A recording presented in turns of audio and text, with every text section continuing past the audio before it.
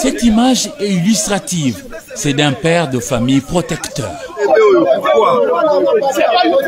Ce responsable en partance pour l'école de son jeune enfant a vu sa route être interrompue pour être passé devant la résidence de la ministre Bestine Kazadi d'Itabala, située sur l'avenue Colonel Ebea à la Gombe. Ces policiers commis à la garde de ce membre du gouvernement central ont estimé que monsieur a enfreint la loi en voulant garer devant cette résidence. Pire, ces policiers ont troué à l'aide de baïonnettes 3 de ses 4 pneus, occasionnant l'arrêt du véhicule et donc un bouchon empêchant la circulation aisée. Témoin de l'événement, la population est montée au créneau pour dénoncer l'excès du pouvoir de ces policiers extraordinaires.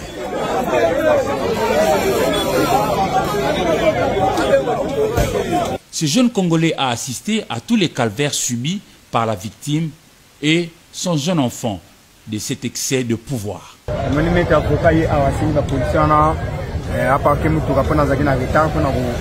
Ce maître avocat a sollicité auprès des policiers pour garer et vite aller déposer son fils à Fatima.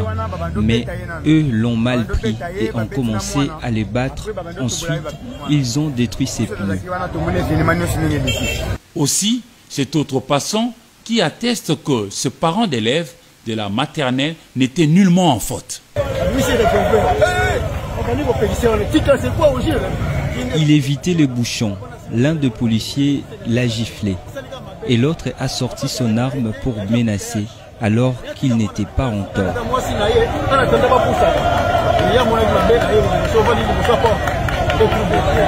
Alerté par le bruit de la foule en colère, la ministre déléguée en charge de la coopération régionale et internationale et la francophonie, Bestine Kazadi, va sortir pour rentrer avec les victimes, père et fils, chez elle en vue de réparer. Entre-temps, les éléments de tous les services spéciaux venaient les uns après les autres pour ouvrir l'enquête et trouver la solution.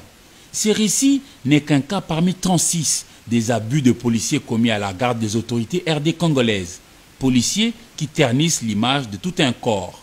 Affaire à suivre.